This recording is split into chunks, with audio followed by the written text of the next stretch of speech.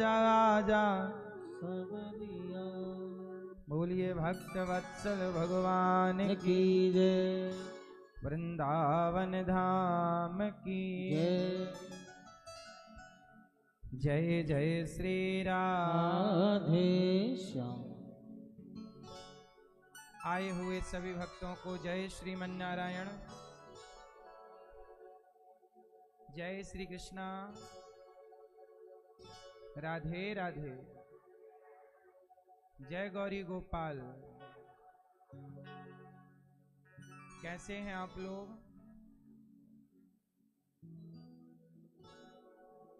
आप सदा अच्छे रहें, सदा आप पर भगवान की कृपा बनी रहे।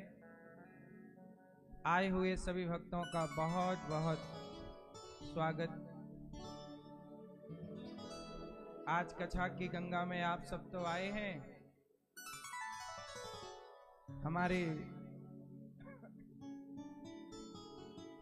यजमान परीक्षित बनकर श्री राज सिंह जी और हमारी मैया श्रीमती शकुंतला देवी, आप दूसरी बार भागवत सुन रही हैं, है ना मैया? पहले भी भागवत करा चुकी हैं, पर मैया धर्म करते करते थकती नहीं है। और करूं और कथा सुनूं, गलत काम करो तो थक जाओ, अर्थात गलत काम छोड़ दो, और सही काम करो तो करते जाओ करते जाओ। हमारी मैया ने पहले भी कथा सुनी, ये दूसरी बार भागवत करा रहे हैं। राज सिंह जी, श्रीमती शकुंतला देवी जी, तालियां बजा के यजमान परिवार का वंदन करें। और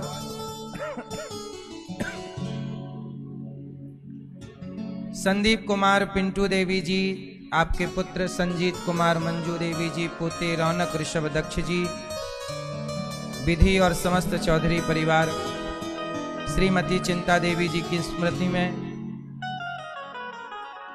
भाई स्वर्गीय श्री शंकर लाल जी की स्मृति में, आप खरखड़ी रौंद नई दिल्ली से आए हैं और अपने लोक परलोक को सवार रहे हैं कछा की गंगा से। जीवन मिल जाए तो सत्संग जरूर करना चाहिए। कथा को, प्रेम को, इंसान क्या कहें, देखो कथा और आप में इतना प्रेम है कि कथा से ये हनुमान जी भी खिंचे चले आए बंदर के रूप में। देखो यहाँ कथा में ये यहीं विराजते हैं कुछ दिनों से, और यहीं प्रेम से कथा सुनते हैं, खाते पीते आराम से यहीं रहते हैं। कथा भगवान की केवल आप लोग नहीं सुनते, वृंदावन के वृक्ष को मर्म न जाने कोय, डाल डाल और पात पात में राधे राधे। पता नहीं किस रूप में भगवान का भक्त, इस रूप में, पत्ते के रूप में, वृक्ष के रूप में।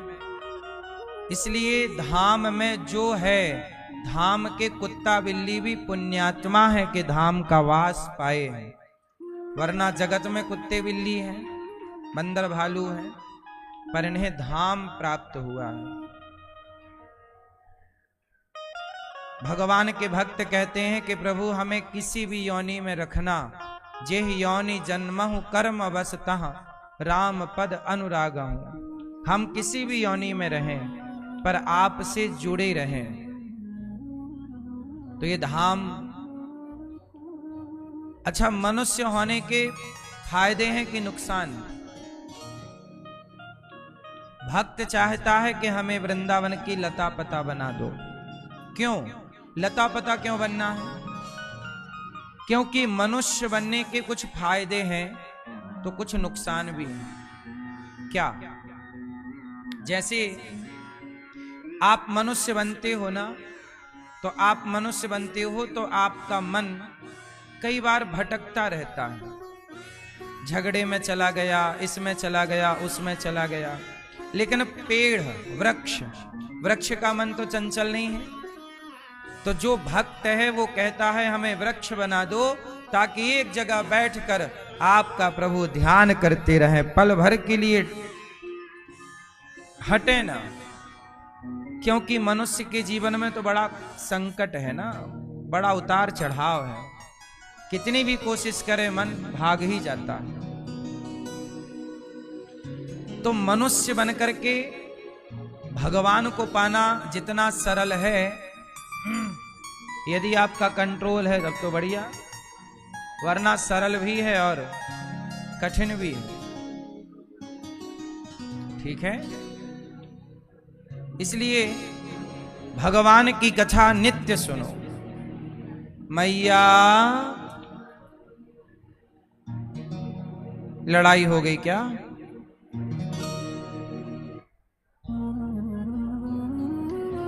नित्य अपने माता पिता को भागवत सुनाओ। अभी 29 अप्रैल से 5 मई तक भागवत जी की कथा है, पोथी पाठ है। आप भी अपने पितरों को भागवत सुनवा सकते हैं। अभी भी यहाँ पोथी पाठ चल ही रहे हैं, कुछ भक्त यहाँ आकर, तो कुछ भक्त घर बैठ के पोथी पाठ करा रहे हैं।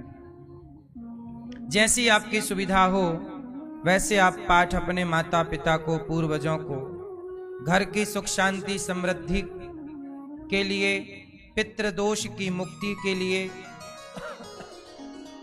अकस्मात हो रही बार बार अचानक मृत्यु, अकाल मृत्यु होती है कई बार, इन सब दुर्घटनाओं को रोकने के लिए अपने जीवन में एक सुरक्षा कवच के लिए भी भागवत सुननी चाहिए, पोथी पाठ कराना चाहिए। कल आपने सुना कि भगवान प्रकट हुए। कहाँ प्रकट हुए? मथुरा में। कहाँ प्रकट हुए? जेल के अंदर। जेल क्या है? अच्छा, आप लोग कभी जेल गए कि नहीं? नहीं गए? ये मानव शरीर एक जेल ही है।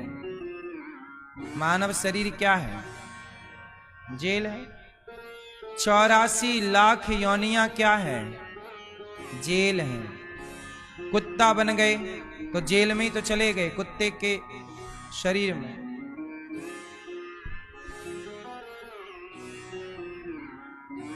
कहां चले गए? कुत्ते के शरीर में। चींटी चले बन गए तो चींटी के शरीर। हर योनि अपने आप में एक जेल है।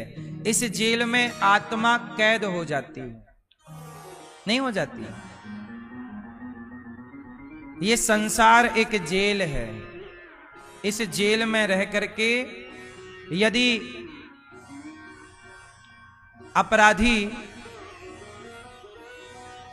यदि अपराधी सही काम करता है, जेल में अच्छा आचार विचार आचरण रखता है, तो उसकी सजा, शांति से बेटा सुनो, उनको घूमने दो,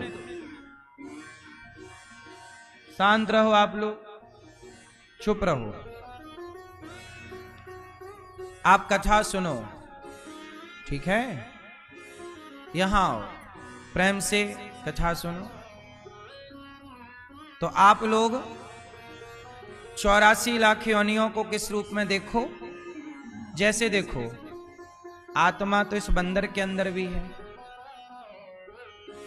आत्मा मेरे अंदर भी है, लेकिन मेरे अंदर की आत्मा भी मेरे अंदर कैद है, आपके अंदर की आत्मा भी आपके अंदर, और ये बंदर के अंदर की आत्मा भी बंदर के अंदर कैद है। बोलो हाँ या ना? कैद है या नहीं? फिर तो ये सब कैद हैं। हम ईश्वर के जेल में हैं। अपराधी जेल में रह के अच्छे आचार विचार रख ले तो उसकी सजा माफ हो जाती है। पता है आपको? उसकी सजा कम हो जाती है। सही है कि गलत है? ऐसे ही आप मनुष्य शरीर पाके अच्छा आचार विचार अच्छा आचरण रखोगे तो आप मानव शरीर को पाकर अच्छे आचार विचार को रखोगे तो भगवान माफ कर देंगे और 84 लाख से निकाल कर आपको मनुष्य के बाद भगवान अपने धाम में पार्षद बना के रख लेंगे, जिसे आप मुक्ति कहते हैं। देखो 84 लाख योनियां हैं, भगवान ने बंदर भी बनाए हैं। अब ये बंदर है, देखो ना उसे कपड़े पहनने का ज्ञान है, ना उसे कथा सुनने का ज्ञान है, ना कीर्तन का ज्ञान है। बोलो हाँ। आप कितने भाग्यशाली हैं कि भगवान ने आपको बंदर ना बना के मनुष्य बनाया है। लेकिन फिर भी आप लोग इंसान होकर भी किसी स्त्री का बंदर बनना चाहते हैं, किसी पुरुष का बंदर बनना चाहते हैं। मनुष्य हो तो अब देवता बनना चाहो, मोक्ष पाना चाहो, इन योनियों से नहीं। कई बार मां कहती है गधा है तू गधा, तो आप भले मनुष्य बने हो पर आचरण कैसा है? गधों जैसा। घमंड करते हो तो आचरण कैसा है? ऊंट के जैसा। नहीं कहते लोग आया ऊंट पहाड़ के, तो ज्यादा अभिमानी को ऊंट कहा जाता है। आप इन सब योनि से निकल चुके हैं, अब यहां ना फंसो। भगवान कृष्ण प्रकट हुए और मथुरा से गोकुल चले और यशोदा ने कन्या को जन्म दिया। कृष्ण को रख करके वसुदेव जी कन्या को ले लिए और कन्या को लेकर के चल पड़े। कंस को पता लगा कि 8वें गर्भ में बेटा नहीं बेटी हुई है। कंस इतना दुष्ट था कि उस कन्या को ही पत्थर से पटक दिया, ऐसे पांव पकड़ के, और जैसे ही पत्थर पर पटका कन्या हाथ से छूटकर आकाश में गई। कहा मूर्ख कंस, तू हमें क्या मारेगा? तुझे मारने वाला तो प्रकट हो गया है। अब कंस ने जब ये सुना कि मुझे मारने वाला प्रकट हो गया, तो कंस ने पूतना को बुलाया। किसको बुलाया? कौन आया? पूतना। कंस ने मंत्रणा की पूतना से कि देखो मुझे मारने वाला पैदा हो गया है, अब मैं क्या करूं? कहा कि मुझे मारने वाला पैदा हो गया है तो तुम उसे मार दो। पूतना बोली कैसे मारे? बोले तुम उपाय करो। अच्छा बोली मैं करती हूं। पूतना बोली अच्छा ठीक है, मैं बच्चों को दूध पिलाने जाती हूं जितने अभी अभी पैदा हुए, वो सबको जहर पिला दूंगी दूध के बहाने, सब मर जाएंगे। पूतना ने अपना शरीर बदला, क्योंकि वो राक्षसी थी, राक्षसी पे भरोसा कौन करे। तो उसने अपनी माया से अपने रूप रंग को बदल लिया। वो सुंदरी बन करके भगवान कृष्ण के यहाँ यशोदा के महलों में चली गई। भगवान कृष्ण मैया का दूध पी के पालने पर लेटे थे, मैया झुला रही थी कि पूतना मौसी आ गया। अरे यशोदा, हाँ बहन आओ, बधाई हो, तेरे बुढ़ापे में सुंदर सुलाला भयो है। मैया यशोदा बोली बहन तुम सवन के आशीर्वाद से ही भयो है। अरे बहन तो को पतो ना है, मैं जिस छोरा को दूध पिलाऊं अपनो, वो छोरा अमर है जाए। वो छोरा।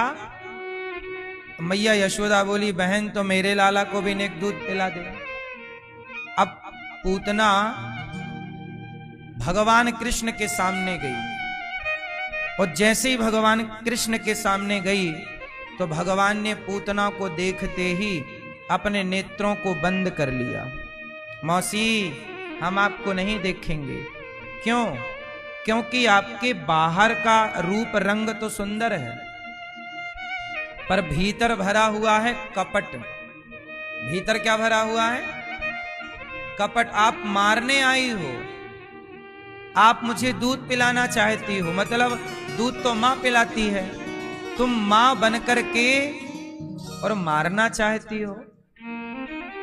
तुम तो मां शब्द को कलंकित करना चाहती हो पूतना। जो मां मां है वो मार कैसे सकती है? जो मां है वो मार कैसे सकती है? मां दूध में जहर कैसे मिला सकती है? पूतना को भगवान ने नहीं देखा। भगवान कहते हैं कि जिसका तन सुंदर है पर मन सुंदर नहीं है, ऐसों को हम देखना पसंद नहीं करते। हम आपको नहीं देखेंगे। भगवान किसे देखते हैं और किसे नहीं देखते? किसे देखते हैं भगवान? भगवान पापी से पापी को भी देख लेते हैं, पर भगवान उसे नहीं देखते जिसके अंदर कपट है। बाहर कुछ और भीतर मुख में राम राम, बगल में छुरी, ऐसों को भगवान नहीं देखते। इसलिए मेरी आपसे प्रार्थना है मेरी मां, कि भगवान को कपट तनिक भी पसंद नहीं। कपट का आप त्याग कर दीजिए, निर्मल हो जाइएगा। अच्छा एक बात बताओ, रावण सीता मां को चुराने गया तो कपट का रूप बनाया कि नहीं किया? अच्छा, जिसने कपट किया है जरा देखो उसको।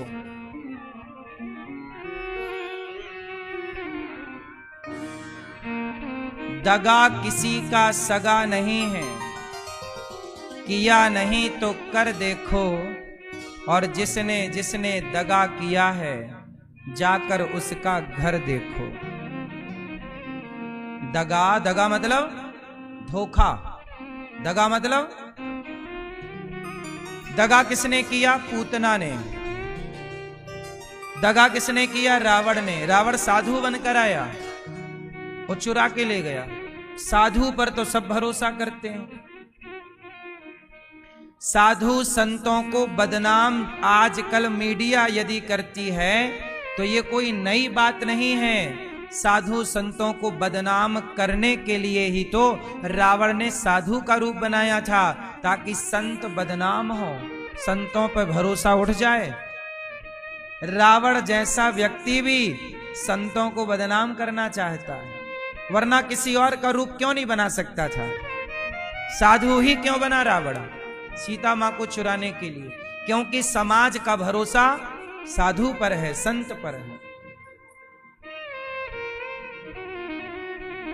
भरोसा तोड़ने के लिए, इसलिए साधु बन करके रावण आया और दगा किया। दगा किया रावण ने, दगा किया पूतना ने, दगा किया कौरवों ने। पांडवों को लाक्षागृह में बंद करके आग लगा दी। क्या लगा दी? आग लगा। सोचिए, घर में बंद करके, चारों तरफ से लॉक करके और आग लगा दी। जिंदा जलाने का षड्यंत्र दुर्योधन ने रचा था, पांडवों को जिंदा जलाने का। लेकिन आप इतिहास के पन्ने जरा उलट पलट के देखो, जिसने दूसरों का बिगाड़ा है उसका बिगड़ा कि नहीं? बोलो जोर से। यदि आपके मन में भी ये कपट है किसी के प्रति, तो निकाल देना, वरना उसका आप कुछ ना बिगाड़ पाओगे जिसके लिए कपट रखे हो, जिसका बिगाड़ना चाहते हो। माचिस, माचिस जब चिनगारी माचिस की तीली को आप माचिस से रगड़ते हो तो माचिस की आग, उस तीली की आग बड़े से बड़े जंगल को जला सकती है कि नहीं? लेकिन एक बात देखा होगा ध्यान से, जब माचिस की तीली जलती है तो दीपक को, जंगल को बाद में जलाती है, स्वयं को पहले जलाती है। क्या माचिस की तीली स्वयं को जलाए बिना किसी को जला सकती है? बोलो। जब भी माचिस की तीली जलेगी औरों को बाद में जलाएगी, स्वयं को, जो दूसरों को जलाना चाहता है वो पहला पाए। इसलिए कहता हूं बचिएगा। प्रहलाद को जलाना चाहती थी होलिका, जला पाई?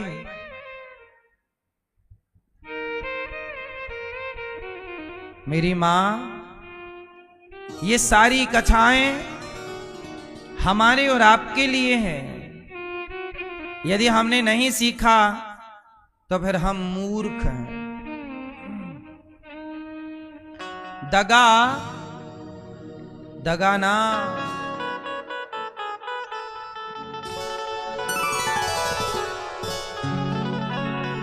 दगा किसी का सगा नहीं है, किया नहीं तो कर देखो। जिसने जिसने दगा किया है जाकर उसका घर देखो। बुरा ना सोचना, किसी का ना करना। जिन जिन ने किया है उनका हाल देख लो तो तुम्हारा क्या होगा।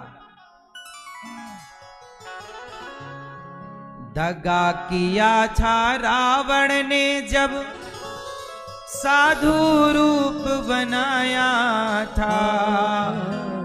भिक्षा लेने गया था लेकिन सीता को हर लाया था।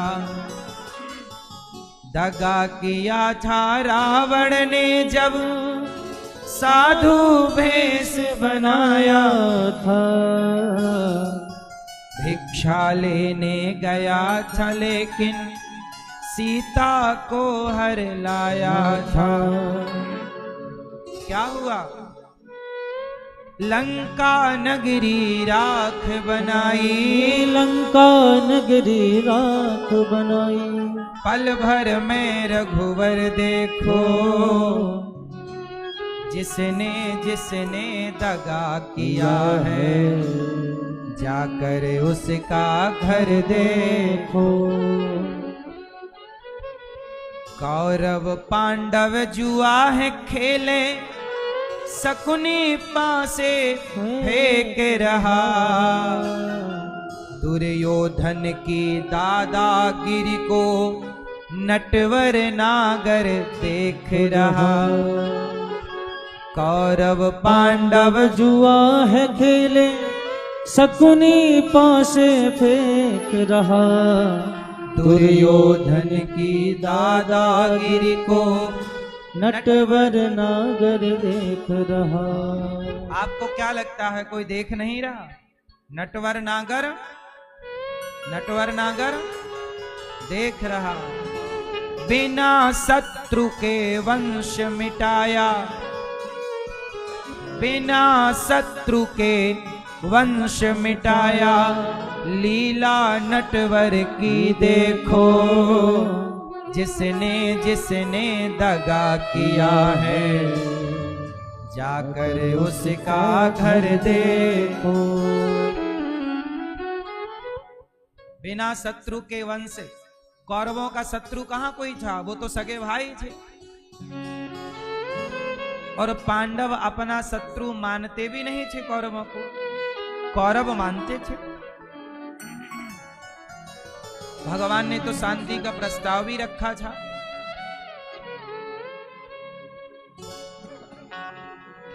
किसी को धोखा देकर प्यारे एक बार खुश हो जाना। कर्म की अग्नि में जल कर फिर जीवन भर है पछताना। सच्चा सुख पाने की खातिर, सच्चा सुख पाने की खातिर भला किसी का कर देखो।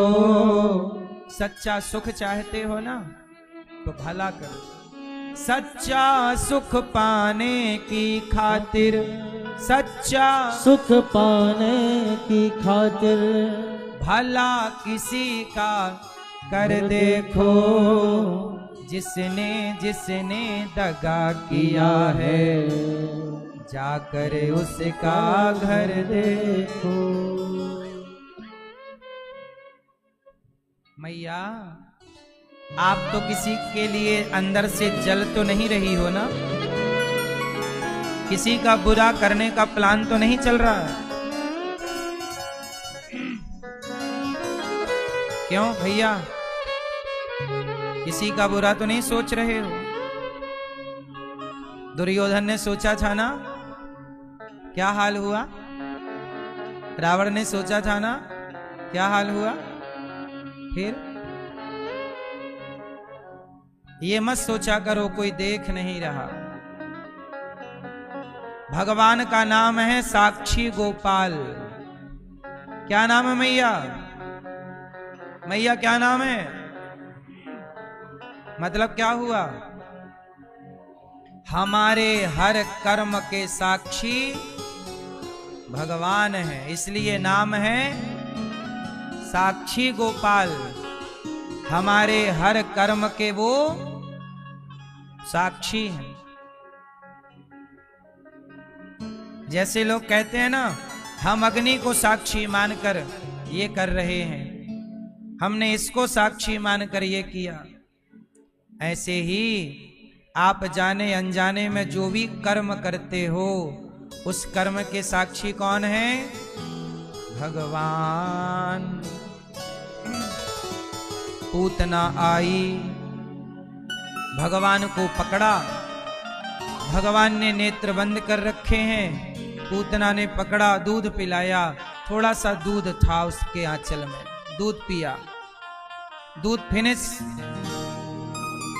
अब जब दूध पी लिया भगवान ने, तो दूध पीने के बाद भगवान पूतना के प्राण पीने लग गए। क्या पीने लग गए? प्राण। और जब प्राण पिए तो पूतना चिल्लाई, बालक छोड़ दो, छोड़ दो। भगवान बोले, मौसी हम जल्दी पकड़ते नहीं, और पकड़ लें तो फिर कभी यहां पकड़ने की व्यवस्था है, छोड़ने की नहीं। हम छोड़ेंगे नहीं। पूतना के प्राणों को भगवान पी गए। आई थी मारने, खुद मर गई। जो बिगाड़ेगा दूसरों का, उसी का बिगड़ेगा। क्यों भैया? इसलिए सपने में भी किसी का बुरा नहीं सोचना चाहिए, ना बुरा करना चाहिए। हम क्यों बुरा करें? हाँ, पूतना को मार दिया, कंस का कर चुका के नंद बाबा लौटे। पूतना के शरीर को देखा, शरीर को काट कर चिता पे रखा। अहो वकीयम स्तन काल कोटम जिघांसयापा ययदाप्य साध्वी लेभे गतिम धात्र्युचितां ततोऽन्यं कंबा दयालुं शरणं व्रजेम। पूतना लोक बालघ्नि राक्षसी रुधिरासना जिघांसयापहरये स्तनम दत्वाप सद्गतिम। पूतना लोक बालघ्नि राक्षसी, ऐसी पूतना जो राक्षसी है, बच्चों को मारती है, ऐसी पूतना को भी भगवान ने परम गति प्रदान कर दी। अच्छा बताओ, पूतना पापनी है कि पुण्यात्मा? मैया, मैया, पूतना पापनी है कि पुण्यात्मा? कैसी है? पापनी है। मारने आई, बच्चों को मार डालती है छोटे छोटे, पापनी है। लेकिन उस पापनी को भी भगवान ने पुण्यात्मा बना दिया। पूतना को भगवान ने नरक नहीं भेजा, जहां यशोदा को भेजेंगे, जहां कौशल्या को भेजा है, वहीं पूतना को भगवान ने भेजा है। क्यों ऐसा किया? मैया, ओ पीली मैया, मैया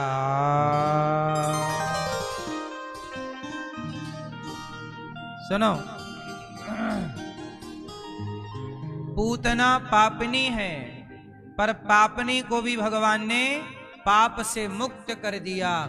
पाप से मुक्त कोई कर सकता है तो भगवान। अच्छा, पूतना को भगवान ने पाप से मुक्त क्यों किया? उत्तर दो, क्यों किया भैया, आप बताओ। हैं? हैं? उसने दूध कहां, जहर पिलाया? क्यों तारा?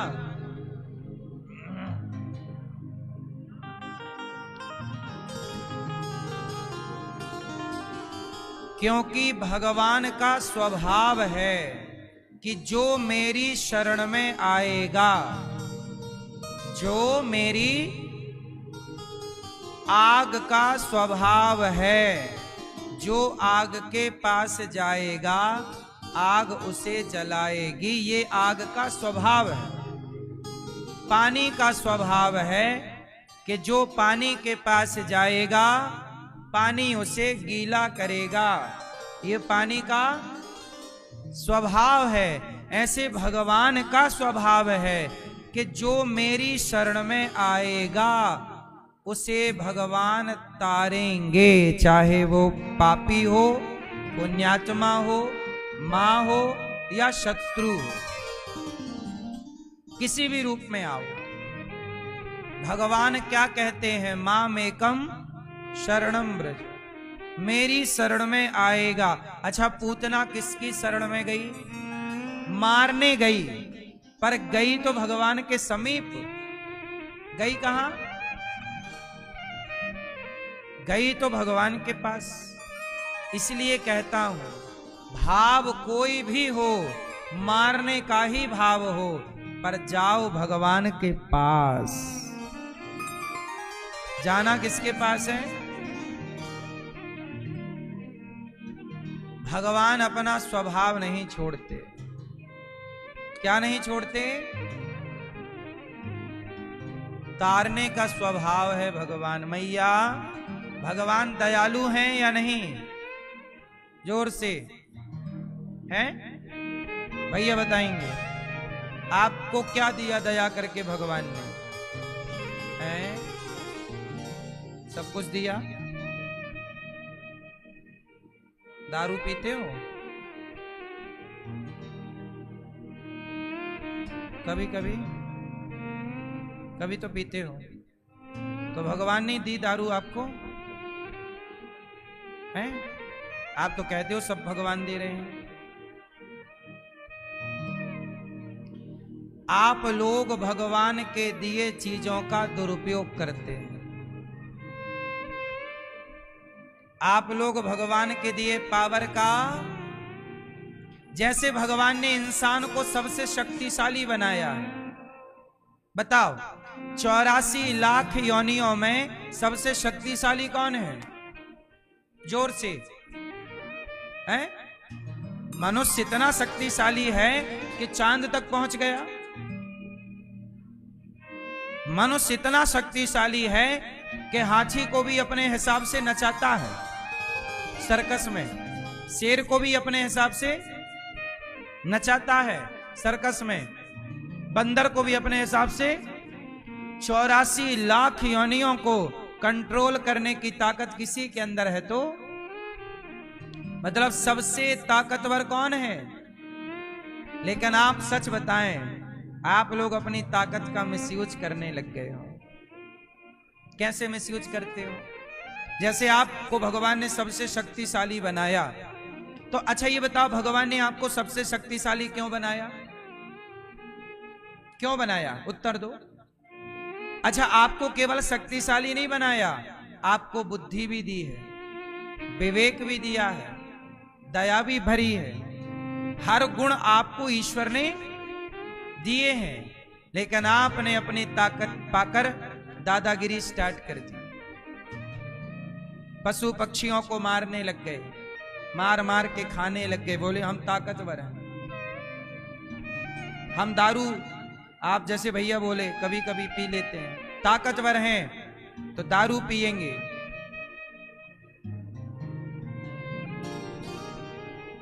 ताकतवर हैं तो किसी को सताएंगे,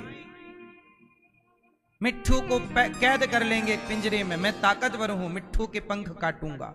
लोग मिट्ठू के पंख काट देते हैं, बोलो हाँ ताकतवर हैं आप लोग। कैद करेंगे पक्षियों को,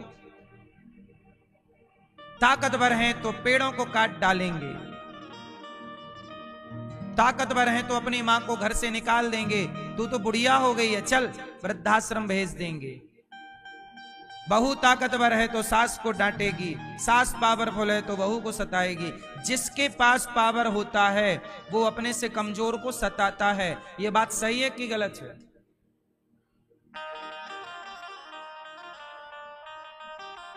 हमेशा बड़ी मछली छोटी मछली को, बड़ी मछली छोटी मछली को खा जाती। यही है मत्स्य न्याय, इसे पढ़ाया जाता है। इसे कौन सा न्याय कहते हैं? मत्स्य न्याय। बड़ी मछली छोटी को खा जाती है। भगवान ने आपको शक्ति दी है तो आप उस शक्ति का उपयोग किसी को खाने में, सताने में ना खर्च करो। शक्तिशाली हो तो अपनी ताकत, अपनी शक्ति से जीव मात्र की, मानव जात की सेवा करो। अपने ताकत से सही काम करो। जो पैसा शराब में खर्च करते हो वो किसी भूखे की भूख मिटाने में खर्च कर लो, वो सही जगह खर्च कर लो, अपने ऊपर ही सही खर्च कर लो। अनार का जूस पी लो। क्यों? आप किसी का भला मत करो भैया, अपना खुद का ही कर लो। आज का इंसान इतना अपने बुद्धि से गिरता जा रहा है कि वो अपना ही भला नहीं कर पा रहा है। सच बताओ, दारू पीने वाले लोग किसी का भला ना करें, क्या दारू पीने से दारू पीने वाले का खुद का भला है? दारू पीने से, ये दारू वाले भैया बताएंगे, दारू पीने से आपका भला है? जोर से सही बताओ। नहीं। जब आप अपना भला नहीं कर पा रहे हो तो आपसे उम्मीद क्या है कि आप दूसरों का करोगे? अच्छा ये बताओ, गुटखा खाने वाला अपना खुद का भला करता है कि नहीं? जोर से, जोर से। खुद का भला कहां है? गुटखा खा खा के वो कैंसर ले रहा है, डैमेज कर रहा है सिस्टम को, हाँ या ना?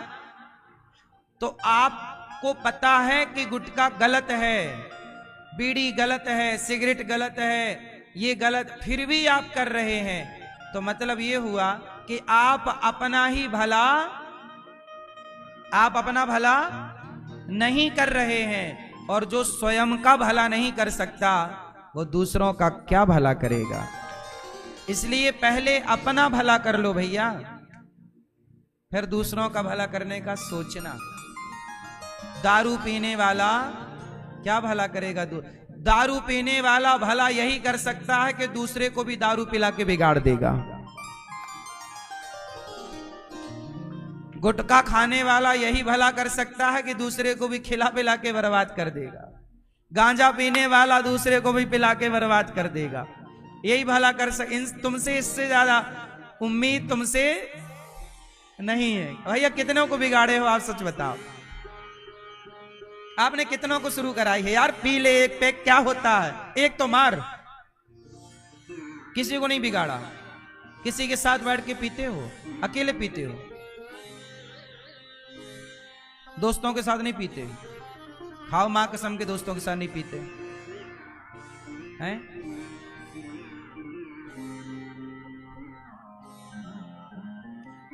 आज का व्यक्ति अपना ही भला नहीं कर पा रहा। ये बात सही बोल रहा हूं कि मैं गलत बोल रहा हूं? भाई आप पीते हो दारू? हैं? पीछे वाले वो कह रहे हैं कि आप भी पीते हो। सही है। और भैया आप लाल वाले?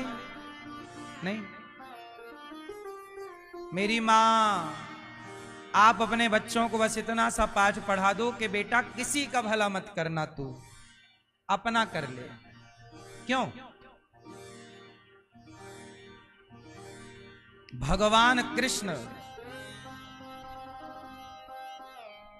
पूतना का उद्धार करते हैं और परम गति प्रदान, क्योंकि भगवान करुणा के सागर हैं। भगवान ने भगवान दयावान है। भगवान जीव पर क्या करते हैं? क्या करते हैं? दया की। भगवान ने दया करके भगवान ने आपको क्या दिया? क्या दिया? मैया, भगवान ने आपको दया करके क्या दिया? मेरी माँ, क्या दिया? क्या आपको क्या दिया भगवान ने दया करके? पीछे वाली मैया, बगल वाली बहन, हाँ आप बताओ, भगवान ने आपको क्या दिया दया करके? हैं? क्या दिया? घर दिया, बेटा दिया, सब दिया भगवान ने। भगवान ने आपको दया करके क्या दिया भैया? लाल भैया, हैं? माँ बाप। तो जिनके माँ बाप नहीं हैं उन पे दया नहीं है। आप बताओ भगवान ने आपको दया करके क्या दिया? हमारे दादाजी बताएंगे, पीले कुर्ते वाले। क्या दिया? हाँ, मुझे तुमने दाता बहुत कुछ दिया है, तेरा शुक्रिया है, तेरा शुक्रिया है। भगवान ने हमें दया करके क्या दिया? भगवान ने सबसे अनमोल ये मानव का शरीर दिया है, दया करके ये दिया। बड़े भाग्य मानुष तन पावा, सुर दुर्लभ सत ग्रंथ निगावा। फिरत सदा माया कर प्रेरा, काल कर्म स्वभाव गुण घेरा। 84 लाख योनियों में हम भटक रहे थे, भगवान ने हमें वहां से उठाया और अपने वृंदावन धाम में लाके बिठा दिया। ये कृपा है। क्या है ये?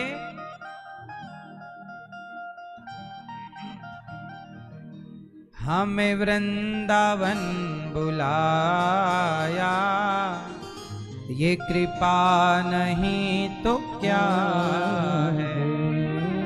तुम्हें वृंदावन बुलाया, ये कृपा नहीं तो क्या है?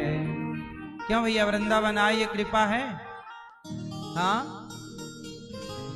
बड़ी कृपा है ये। हमारा मन भगवान में लग रहा है, ध्यान में लग रहा है, अच्छे काम में लग रहा है, ये कृपा है। वो कृपा नहीं है तो फिर मन गलत कामों में लग रहा है, मांस खाने में लग रहा, दारू पीने में लग रहा, चरस अफीम, हर गलत रास्ते में। यदि आपका मन गलत रास्ते में लगने लग जाए तो समझ लो कृपा नहीं है। भगवान अपने से दूर करना चाहते हैं आपको। और जब आपका मन धाम में लग जाए, वृंदावन में लगे, बार बार वृंदावन में जी करे आने का, बार बार अच्छे काम करने का, कथा सुनने का, कीर्तन करने का, सेवा करने का जी करे, तो समझ लेना कि कृपा है। हाँ, मुझे वृंदावन बुलाया, ये कृपा नहीं तो क्या है? मुझे वृंदावन बसाया, ये कृपा नहीं तो क्या भगवान ने इसके बाद शकटासुर भगवान को मारने आया, छकड़े पे आकर बैठा, भगवान ने शकटासुर को मारा। तृणावर्त आया, तृणावर्त को मारा। भगवान देखिए, आप लोग कहते हैं महाराज जी हमारे जीवन में बड़े संकट हैं। अच्छा सच बताओ, आप में से कितने लोगों के जीवन में संकट हैं? जिनके जीवन में संकट हैं वो हाथ उठा के हमें बताओ। किस किस के जीवन में संघर्ष है, मुसीबत है, संकट है, परेशानियां हैं? हाथ उठाओ जरा।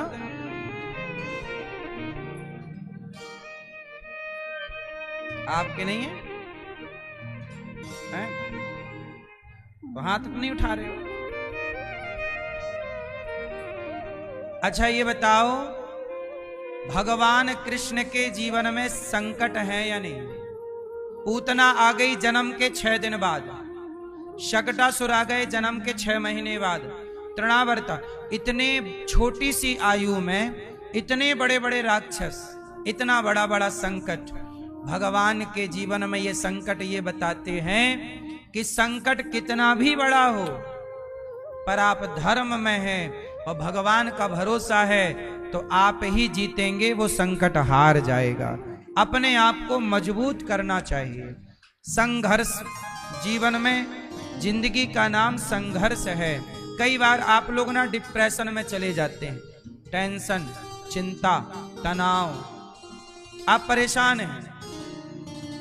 कई लोग ना डॉक्टर के पास जाते हैं, डॉक्टर साहब बहुत चिंता है, टेंशन है, डिप्रेशन है, कोई दवाई है? अरे भाई, डिप्रेशन की भी कोई दवाई होती है क्या? डॉक्टर के पास जाओगे तो 2-4 गोली दे ही देगा, लेकिन वो गोली आज तक कोई गोली नहीं बनी जो आपको चिंता से बाहर ला। चिंता से निकालने की कोई दवाई है? अरे चिंता से निकालने के लिए भगवान का चिंतन चाहिए, आध्यात्म चाहिए, सत्संग चाहिए। सत्संग से ही तनाव जा सकता है। जहां भगवान की ओर झुकाव हुआ वहां चिंता खत्म, और जहां भगवान से दूरी हुई वहां टेंशन, चिंता, तनाव। आजकल व्यक्ति 100 में से 95 लोग चिंता में हैं।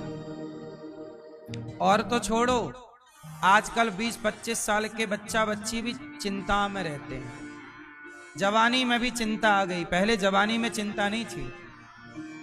बोलो हाँ, पहले जवानी में चिंता नहीं थी,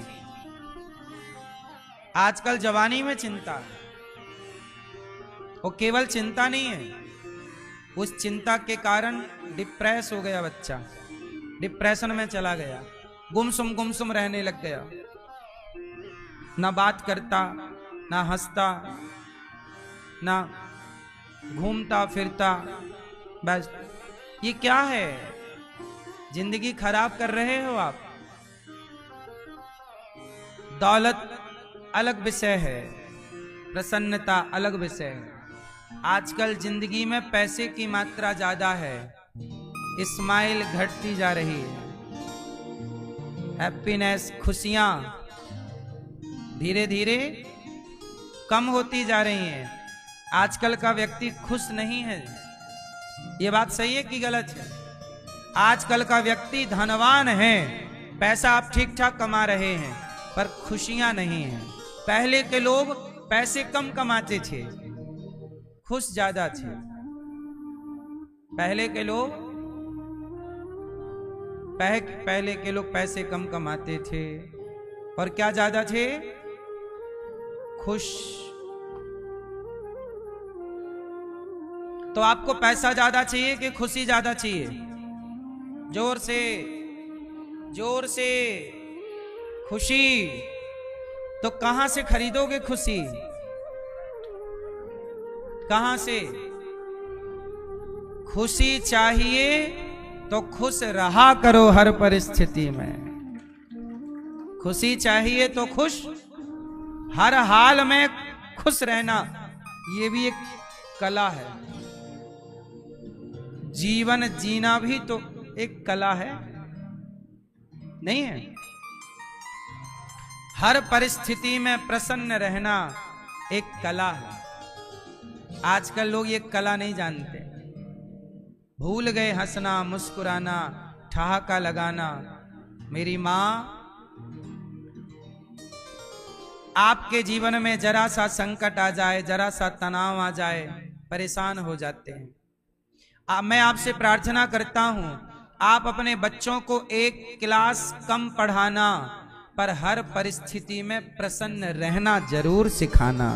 कि बेटा हालात बनते बिगड़ते रहेंगे, परिस्थितियां आती और, लेकिन आपको हैप्पी रहना है, हर हाल में खुश रहना। आप लोग खुश नहीं रह पाते और इसका सबसे बड़ा कारण है कि आपके जीवन से आध्यात्म दूर होता चला गया, सत्संग दूर होता चला गया। भगवान की कथाएं, संतों का संग, गीता, रामायण आजकल आप लोग पढ़ते नहीं हैं। आज के युवाओं की सबसे बड़ी कमी क्या है? आज के युवा पढ़ते नहीं, मोबाइल चलाते हैं, हर चीज गूगल पे सर्च करते हैं, हर चीज इंटरनेट पर देखते हैं। बेटा आज भी कुछ चीजें इंटरनेट में नहीं है। यदि आप इंटरनेट में गीता को सर्च करते हैं, यदि गीता पढ़ते हैं तब तो आप ठीक हैं, रामायण पढ़ते हैं, कोई अच्छा साहित्य पढ़ते हैं तब तो आप सही हैं। इसलिए कहता हूं कभी मोबाइल को दूर रख के भगवत गीता लेके बैठा करो, महाभारत पढ़ा करो, रामचरितमानस जरूर पढ़ना चाहिए सबको। चौपाई ही नहीं, अर्थ भी पढ़ना चाहिए। पढ़ना ही नहीं, समझना चाहिए। समझना ही नहीं, जीवन में उतारना चाहिए। इसी से आप खुश रहेंगे। कम में भी प्रसन्न रह लिया जाता है। सही है कि गलत है? पांडव कहते हैं हमें 5 गांव दे दो। पांडव कहते हैं हमें 5 गांव दे दो, बाकी तुम सारा रख लो। पर दुर्योधन इतना लालची कि पांडवों को 5 गांव भी नहीं दे सका। जब व्यक्ति जरूरत से ज्यादा लालच करता है तब वह सर्वनाश के एक कदम करीब पहुंच जाता है। किसके पास? अधिक लालच ना। कथाएं यही कहती हैं कि जीवन कैसे जीना है। कथाएं क्यों सुनना चाहिए? कथा को ऐसे नहीं कि एक राजा था एक रानी थी, इसके लिए हमने कथा सुनी कि हमने कथा सुनी, एक राजा था एक रानी थी, दोनों मर गए, खत्म कहानी। ये कथा नहीं है। कथा का अर्थ है उस कथा से हमारे जीवन में बदलाव होना चाहिए। कथा से हमारे जीवन में क्या हो? बदलाव, परिवर्तन हो।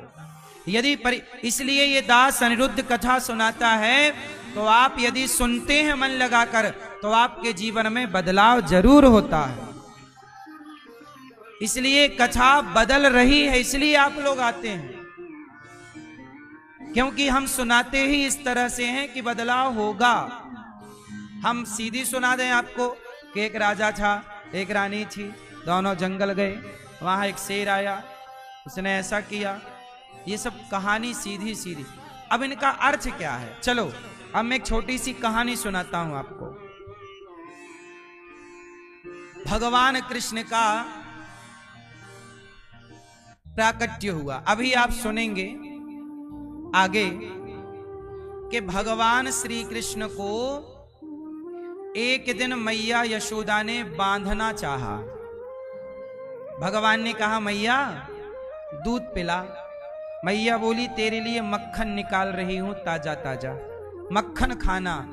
कन्हैया जिद पकड़ गए, ना मैया मुझको कुछ ना चाहिए, दूध पीना। अच्छा मैया बोली ठीक है। दूध पिला रही थी कि चूल्हे पे रखा दूध जो पकने के लिए था उफनने लगा। मैया कन्हैया को छोड़कर दूध उतारने गई और जब आई तो भगवान गुस्से में सारी मटकियों को तोड़ चुके।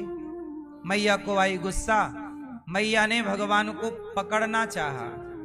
अब आगे आगे भगवान भाग रहे हैं, पीछे पीछे मैया भाग रही है। देखो ये कहानी, अभी आप कथा सुनो कहानी, फिर मैं इसके पीछे का रहस्य समझाऊंगा आपको कि रहस्य कितना गहरा है।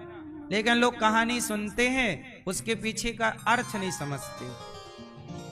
आगे आगे भगवान भाग रहे हैं और पीछे पीछे मैया लाला पकड़ के रहूंगी आज। फिर क्या हुआ, भगवान पकड़ में आ गए।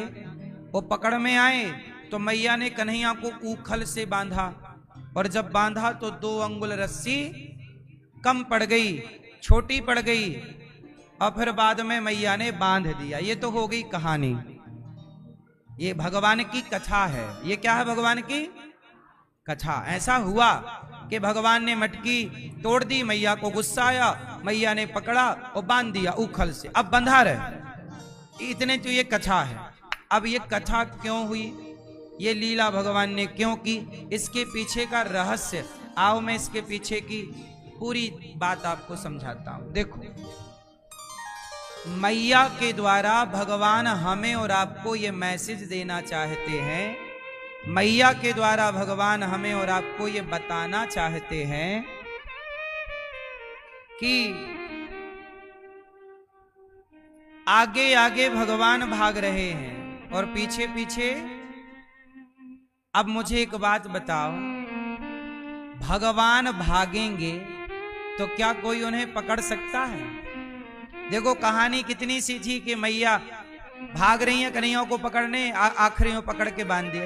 एक लाइन की कथा है, लेकिन इसके पीछे का रहस्य क्या है?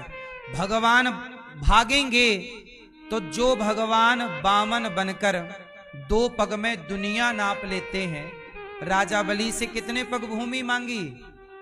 3 पग। पहले पग में पाताल नापा, दूसरे पग में सत्यलोक नाप लिया वामन बन करके, और तीसरा पग कहां रखा था? राजा बलि के। अब जरा सोचने का विषय है कि जिस परमात्मा ने 2 पग में दुनिया नाप ली हो, वो भागे तो कोई पकड़ सकता है? जोर से। पर मैया कह रही है मैं पकड़ के ही मानूंगी। तो ये कथा मैसेज ये देना चाहती है कि जब तक भक्त भगवान को पकड़ने की जिद नहीं करेगा और पीछे नहीं लगेगा भगवान के, तब तक भगवान पकड़ में नहीं आएंगे।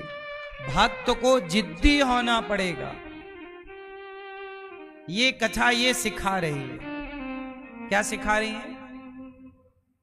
अच्छा, अब और सुनो, भगवान पकड़ में नहीं आएंगे, कब आएंगे? अच्छा, मैया के पकड़ में भगवान कब आए? सच बताओ, भगवान को पकड़ने की, प्राप्त करने की ताकत किसमें है?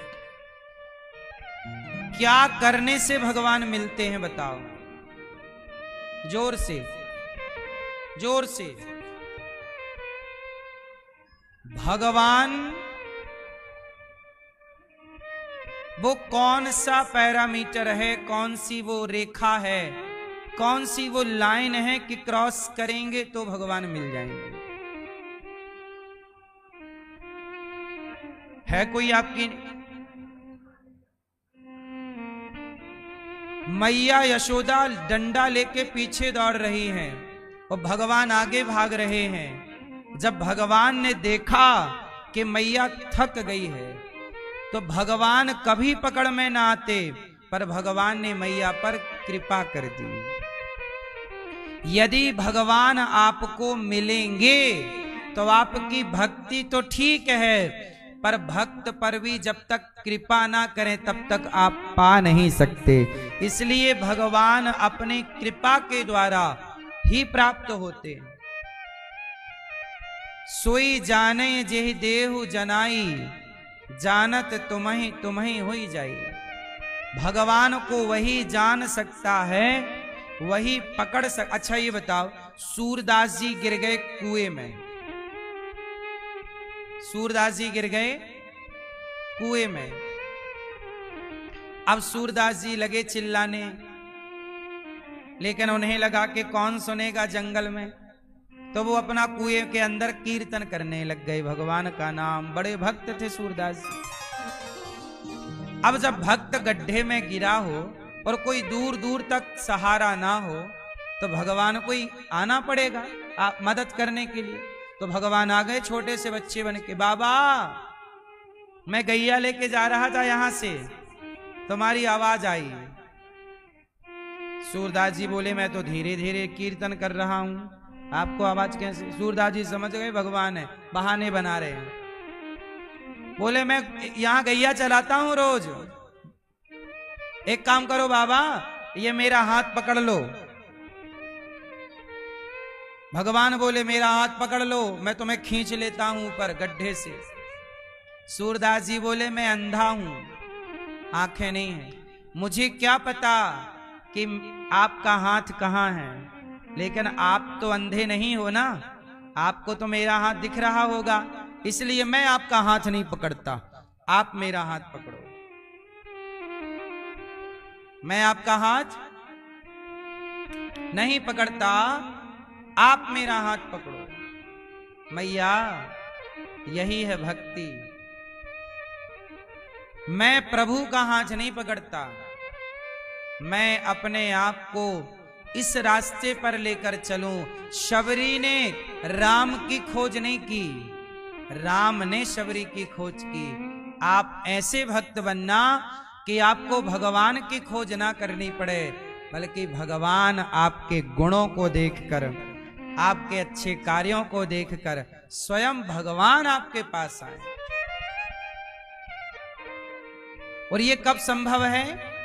जब आप अथाह प्रेम भगवान से करें। इसलिए हम हाथ भगवान का नहीं पकड़ते, हम तो बार बार अपना हाथ आगे बढ़ाते हैं कि आप पकड़ो, हम नहीं। मैया भगवान को मैया यशोदा ने नहीं पकड़ा, भगवान स्वयं उनकी पकड़ में आ गए। वो बांधा तो कितने अंगुल रस्सी कम पड़ी? कितने अंगुल? 2 अंगुल। ये 2 अंगुल क्या है? अब देखो इतनी सी कथा है कि बांधी तो 2 अंगुल रस्सी कम पड़ी, बाद में हो गई ये कथा, लेकिन इसके पीछे का रहस्य क्या है?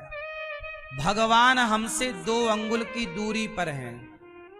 अच्छा एक बात बताओ, आप लोग काजल लगाते हैं कि नहीं?